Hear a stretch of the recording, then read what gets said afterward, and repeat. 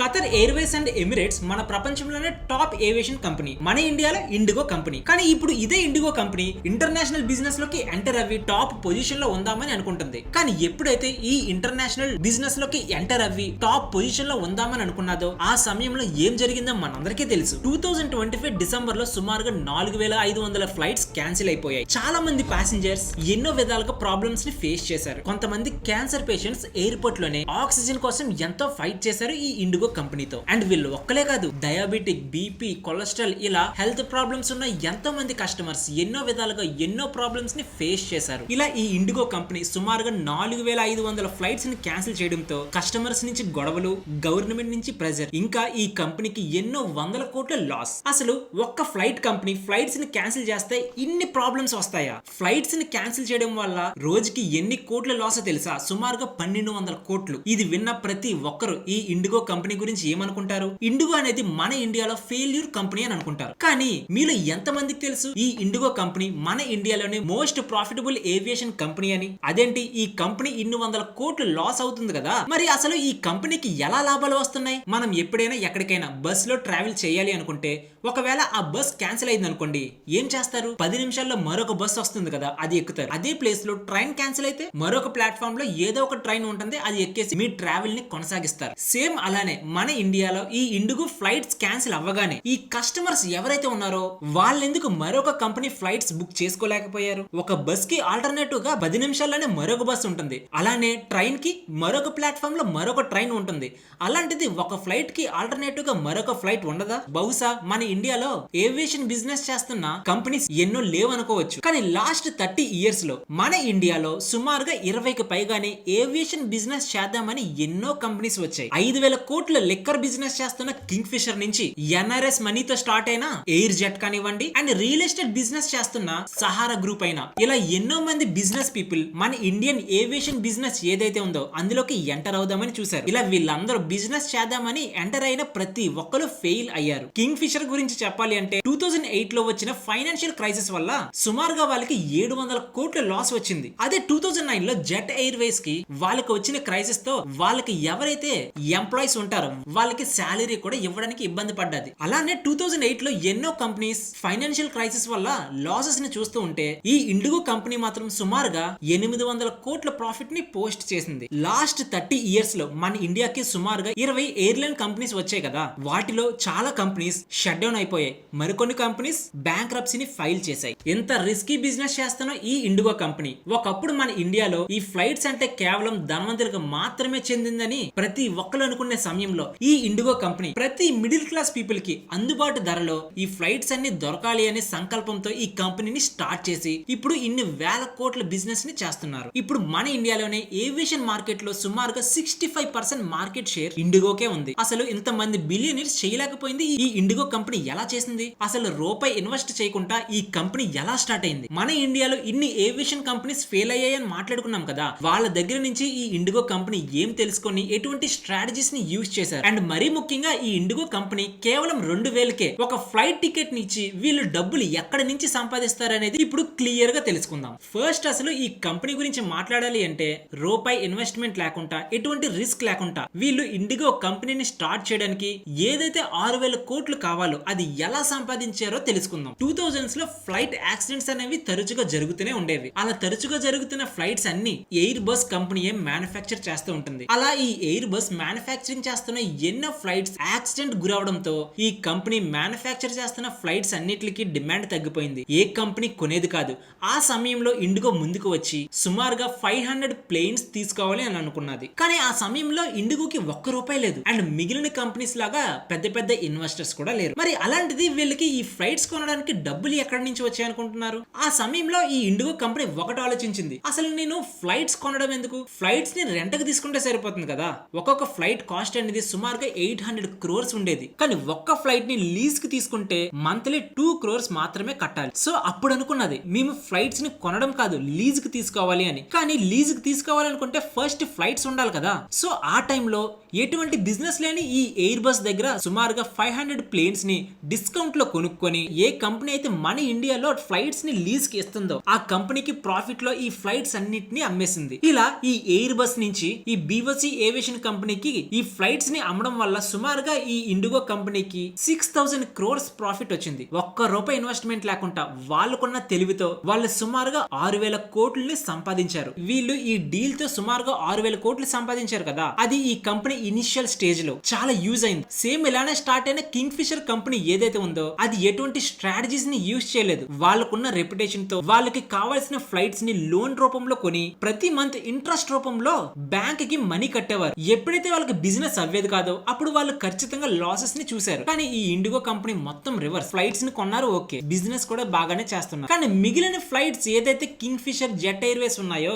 Same అలానే ఈ company కూడా బిజినెస్ చేస్తుంది కదా, మరి వీళ్ళకి ఎక్కువగా ప్రాఫిట్స్ ఎలా వస్తాయి? అది కూడా ఈ ఇండిగో కంపెనీ మిగిలిన ఏవియేషన్ కంపెనీస్ కంటే తక్కువ ప్రైస్ కి అమ్ముతుంది. మరి ఈ కంపెనీకి ఎలా ప్రాఫిట్స్ వస్తాయి? చాలా ఏవియేషన్ కంపెనీస్ కేవలం మూడిట్ల గురించే భయపడుతుంది: land, plane service and crew rest. ఇవన్నీ జరగడానికి సుమారుగా 2 hours టైం పడుతుంది. కానీ ఈ ఇండిగో కంపెనీ ఏం చేసిందో తెలుసా? 2 hours ఎందుకు, వై నాట్ 30 minutes అని చెప్పి ఈ ఇండిగో కంపెనీ ఎప్పుడైతే ఒక ఫ్లైట్ ల్యాండ్ అయిందో, ల్యాండ్ అయిన వెంటనే క్రూని చేంజ్ చేసి కేవలం 30 minutes లోనే మరొక ట్రిప్ స్టార్ట్ చేసేవారు. దీని వల్ల ఒక ఫ్లైట్ యావరేజ్ ట్రిప్స్ అనేవి చాలా పెరుగుతాయి. అండ్ దానితో పాటు ఈ ఫ్లైట్స్ కి ఏదైతే ల్యాండింగ్ కి రెంట్ ఉంటుందో, లైక్ ఎయిర్పోర్ట్స్ లో ఒక ఫ్లైట్ ఉండాలంటే రెంట్ ఉంటుంది కదా, ఆ రెంట్ కూడా చాలా తగ్గుతుంది. సో అలా ఎక్కువ ట్రిప్స్ చేసి తక్కువ ఎయిర్పోర్ట్ రెంట్స్ ని కడుతూ వీళ్ళు ఎక్కువ ప్రాఫిట్స్ ని పొందారు. మీరు అనుకోవచ్చు, ఏవియేషన్ కంపెనీలో సుమారుగా 50% కాస్ట్ అనేది ఫ్యూయల్ కే ఉంటుంది కదా, మరి ఎక్కువ ట్రిప్స్ వేస్తుంటే ఎక్కువ ఫ్యూయల్ అవుతుంది కదా అని మీరు అనుకోవచ్చు. కానీ వేసిన ప్రతి ట్రిప్ కి వీళ్ళకి ఫ్యూయల్ అయ్యేది నిజమే, కానీ వీళ్ళకి వచ్చే ప్రాఫిట్స్ కూడా అలానే ఉంటుంది. కానీ వీళ్ళ మెయిన్ 2 స్ట్రాటజీస్ ఉన్నాయి. అందులో మొదటిది వీళ్ళ నెట్వర్క్ స్ట్రాటజీ. అసలు ఈ నెట్వర్క్ స్ట్రాటజీ అంటే ఏంటి? అసలు దీని వల్ల ఈ కంపెనీకి ఎలా యూజ్ అయింది అది ఇప్పుడు తెలుసుకుందాం. ఈ ఇండిగో రానంత వరకు ప్రతి company point to point network ని యూజ్ చేస్తూ ఉండేది. ఫర్ సపోజ్ ఒక కస్టమర్ ముంబై నుంచి, బెంగళూరు నుంచి, హైదరాబాద్ నుంచి, చెన్నై నుంచి ఇలా నలుగురు ఢిల్లీకి వెళ్ళాలని అనుకున్నారు. పాయింట్ టు పాయింట్ నెట్వర్క్ లో ఫ్లైట్స్ ఏం చేసేవంటే ముంబై నుంచి ఢిల్లీకి ఒక ఫ్లైట్ వెళ్తే హైదరాబాద్ నుంచి, చెన్నై నుంచి, బెంగళూరు నుంచి ఇలా ప్రతి ప్లేస్ నుంచి ఢిల్లీకి సపరేట్ ఫ్లైట్స్ వేసేవారు. ఇలా చేయడం వల్ల ఈ కంపెనీస్ కి ఫ్యూల్ వేస్ట్ అవుతుంది, అండ్ క్రూ కానివ్వండి, ఫ్లైట్స్ కానివ్వండి, అండ్ వీళ్ళ మెయింటెనెన్స్ కూడా ప్రతిదీ ఎక్కువ కాస్ట్ గానే అయ్యేది. కానీ ఈ ఇండిగో కంపెనీ ఈ పాయింట్ టు పాయింట్ నెట్వర్క్ ని యూజ్ చేసేది కాదు. ఈ ఇండిగో కంపెనీ అమలు చేసిన ఈ హబ్ అండ్ స్పోక్ స్ట్రాటజీ ఎలా యూజ్ అవుతుందో చెప్తాను వినండి. ప్రీవియస్ గా మిగిలిన ఫ్లైట్స్ ఏం చేసేవి? పాయింట్ టు పాయింట్ అంటే ఒక ఎయిర్పోర్ట్ నుంచి మరొక ఎయిర్పోర్ట్ కి డైరెక్ట్ ఫ్లైట్స్ ఉండేవి. కానీ ఈ ఇండిగో మాత్రం ఇంటర్ కనెక్ట్ ఫ్లైట్స్ ని యూజ్ చేసింది. ఈ ఫ్లైట్స్ ని ఇంటర్ కనెక్ట్ చేస్తేనే కదా ఎక్కువ కాస్ట్ అవుతుంది అని మీరు అనుకోవచ్చు, కానీ దాని వల్ల చాలా fuel cost and money save అవుతుంది. అది ఎలానో చెప్తాను.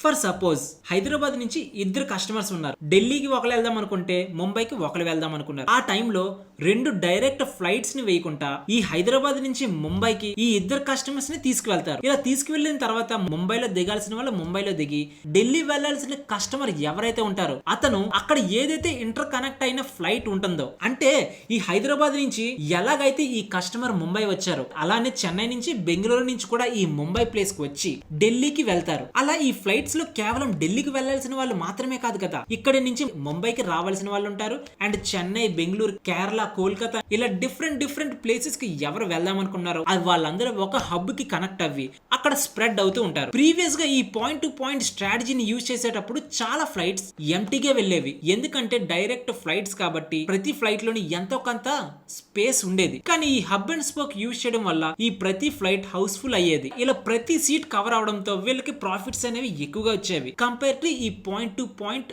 నెట్వర్క్. ఈ నెట్వర్క్ స్ట్రాటజీ ఈ ఇండిగో కంపెనీకి ఎంతలా సూటబుల్ అయిందో చెప్తాను వినండి. 2008 లో ఫైనాన్షియల్ క్రైసిస్ వచ్చినప్పుడు క్రూడ్ ఆయిల్ అమాంతంగా పెరిగిపోయింది. నేను ప్రీవియస్ గానే మాట్లాడాను కదా, ఒక ఫ్లైట్ నడవాలి అంటే సుమారుగా 50% మార్జిన్ అనేది కేవలం ఫ్యూయల్ కే అవుతుంది అని. మరి ఆ సమయంలో 2008 లో ఫైనాన్షియల్ క్రైసిస్ రావడం వల్ల క్రూడ్ ఆయిల్ అనేది చాలా ఎక్స్పెన్సివ్ గా అయిపోయింది. ఆ సమయంలో పాయింట్ టు పాయింట్ నెట్వర్క్ స్ట్రాటజీని యూజ్ చేస్తున్న కింగ్ ఫిషర్ కి ఎంత లాస్ వచ్చిందో తెలుసా? 700 crores. కానీ ఈ ఇండిగో కంపెనీ చాలా తెలివిగా hub and spoke solution use చేయడం వల్ల వీళ్ళకి ఏమైంది అనుకుంటున్నారు? తక్కువ లాస్ వచ్చింది అనుకుంటున్నారా? కాదు, 852 crores profit. Same problem, same business, కానీ ఒకరికి లాస్, మరొకరికి ప్రాఫిట్. ఇంత వేరియేషన్ దేని వల్ల వచ్చింది? వీళ్ళు యూజ్ చేసిన నెట్వర్క్ స్ట్రాటజీ వల్ల. సరే, ఇప్పటి వరకు మనం ఈ కంపెనీ ఎలా స్టార్ట్ అయింది అండ్ మనీని ఎలా సేవ్ చేస్తున్నారని మాట్లాడుకున్నాం కదా. కానీ అసలు కేవలం 2000 కే ఒక ఫ్లైట్ టికెట్ ని ఎలా ఇస్తుంది? మిగిలిన ఏ ఎయిర్లైన్స్ కంపెనీస్ ఇంత చీప్ గా ఇవ్వట్లేదు కదా. మరి ఈ ఇండిగో కంపెనీకి ఎలా సాధ్యం? అది ఇప్పుడు క్లియర్ గా మీకు అర్థమయ్యే విధంగా మాట్లాడుకుందాం. ఈ ఇండిగో కంపెనీ రాకముందు ప్రతి ఏవియేషన్ బిజినెస్ ఏమనుకునేదో తెలుసా? ఈ ఫ్లైట్స్ అనేవి కేవలం ధనవంతులకు మాత్రమే అనేది. కానీ ఈ ఇండిగో వచ్చిన తర్వాత అది మొత్తం మారింది. ప్రతి మిడిల్ క్లాస్ పీపుల్ కి అందుబాటు ధరకే తీసుకొచ్చింది. కానీ అది ఎలా? సేమ్ బిజినెస్ చేస్తుంది కదా. వాళ్ళకి ఏదైనా గవర్నమెంట్ నుంచి ఇన్సెంటివ్స్ వస్తుందా?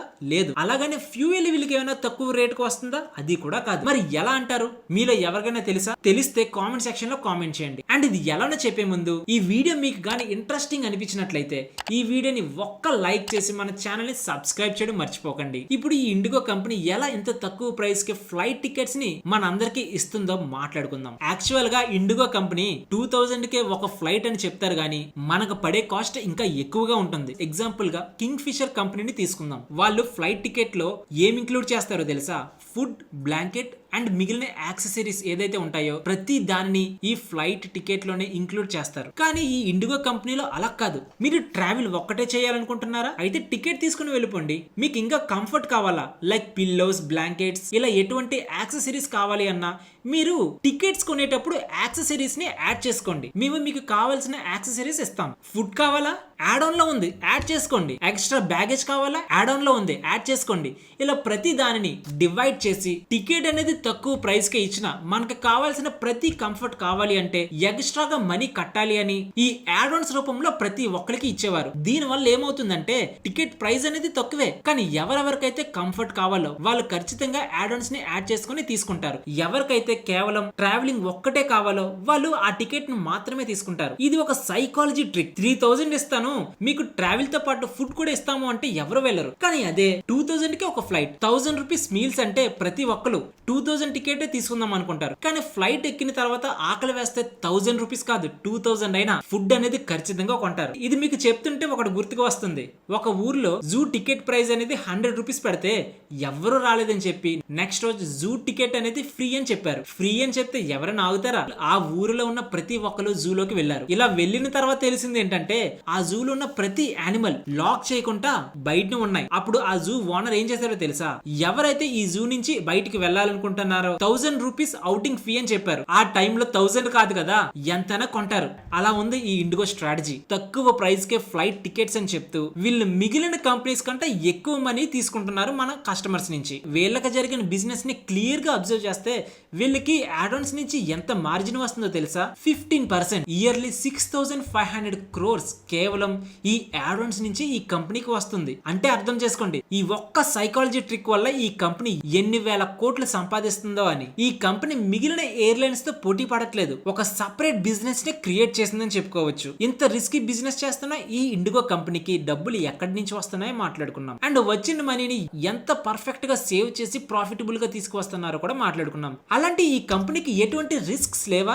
గత 30 ఏళ్లుగా 20 కంపెనీలు క్లోజ్ అయ్యాయని మాట్లాడుకున్నాం కదా. మరి ఈ ఇండిగో కంపెనీకి ఎటువంటి థ్రెట్స్ ఉన్నాయి అది ఇప్పుడు మాట్లాడుకున్నాం. ముఖ్యంగా ఈ కంపెనీకి 3 ప్రాబ్లమ్స్ ఉన్నాయి. First, VAT tax.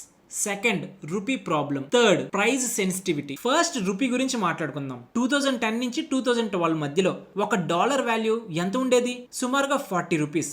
మరి ఇప్పుడు $1 వాల్యూ సుమారుగా 90 రూపీస్ ఉంది. అంటే సుమారుగా 100% కంటే ఎక్కువగా పెరిగింది. ఈ రూపీ ప్రైస్ ఫ్లక్చుయేషన్ తో చాలా కంపెనీస్ లాసెస్ ని ఫేస్ చేసింది. ఎందుకంటే ఈ ఫ్యూయల్ ని ఖచ్చితంగా డాలర్స్ లోనే కొనాలి. కానీ ఈ ఏవియేషన్ కంపెనీస్ కి మాత్రం రూపీస్ లో బిజినెస్ జరుగుతూ ఉంటుంది. ఈ రూపీస్ ని డాలర్స్ కింద కన్వర్ట్ చేయాలి అంటే ఖచ్చితంగా డాలర్ మీద డిపెండ్ అయి ఉంటుంది. కాబట్టి రూపీ అనేది ఈ బిజినెస్ లో చాలా ప్రాబ్లమ్ ని తీసుకువస్తుంది. ఇప్పుడు వీళ్ళు సెకండ్ మేజర్ ప్రాబ్లం అయిన వ్యాట్ ట్యాక్స్ గురించి మాట్లాడుకుందాం. ట్యాక్స్ ఏముంది? ప్రతి బిజినెస్ లోని ట్యాక్స్ ఉంటుంది కదా.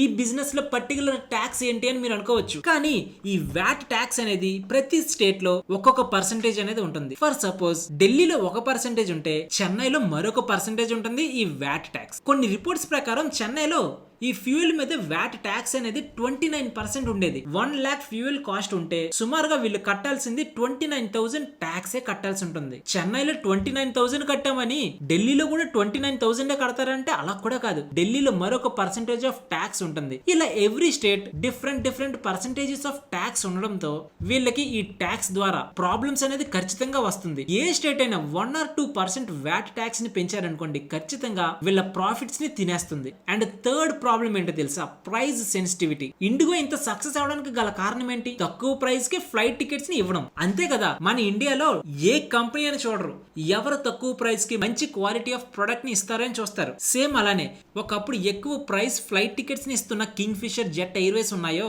వాటికంట ఈ ఇండిగో కంపెనీ తక్కువ ప్రైస్ కి ఇవ్వడం వల్లే కదా ఈ కంపెనీ ఇంతలా ప్రాఫిటబుల్ గా ఉంది. మరి అలాంటిది కొన్ని సంవత్సరాల తర్వాత ఈ ఇండిగో కంపెనీ కన్నా తక్కువ ప్రైస్ కి ఏ కంపెనీ అయినా వచ్చిందనుకోండి, ఖచ్చితంగా ఈ ఇండిగో కంపెనీ లాసెస్ ని చూస్తుంది కదా. సో మన ఇండియాలో ఈ ప్రైస్ సెన్సిటివిటీ వార్ అనేది ఎప్పటికప్పుడు జరుగుతూనే ఉంటుంది. ఫ్యూయల్ కాస్ట్ పెరిగినా, వ్యాట్ ట్యాక్స్ పెరిగినా, ఏదేమైనా ఈ ప్రైస్ అనేది మన ఇండియాలో చాలా సెన్సిటివిటీ మ్యాటర్. మన ఇండియాకి ఎన్ని ఏవియేషన్స్ కంపెనీ వచ్చినా same fuel, same tax, same business. కానీ ఈ ఇండిగో మాత్రం మన ఇండియాలో సుమారుగా 65% మార్కెట్ షేర్ ని గెయిన్ చేసుకొని మన ఇండియాలో టాప్ ఏవియేషన్ కంపెనీగా మారింది. ఇప్పుడు ఇదే ఇండిగో కంపెనీ ఫ్యూచర్ లో ఇంటర్నేషనల్ బిజినెస్ చేసి ఏదైతే ఖత్తర్ అండ్ ఎమిరేట్స్ కంపెనీస్ ఉన్నాయో వాటితో పోటీ పడదామని అనుకుంటుంది. కానీ మిగిలిన ప్రతి ఏవియేషన్ కంపెనీ లాగా ఈ ఇండిగో కంపెనీ లగ్జరీస్ కానివ్వండి, కంఫర్ట్ కానివ్వండి, దేనిని ప్రామిస్ చేయలేదు. ప్రామిస్ చేసింది కేవలం ఒక్కదానినే, మీ ట్రావెల్ గ్యారంటీ. ఇది ఫ్రెండ్స్ ఈ వీడియో నచ్చినట్లయితే ఈ వీడియోని లైక్ చేసి మన ఛానల్ ని సబ్స్క్రైబ్ చేయడం మర్చిపోకండి.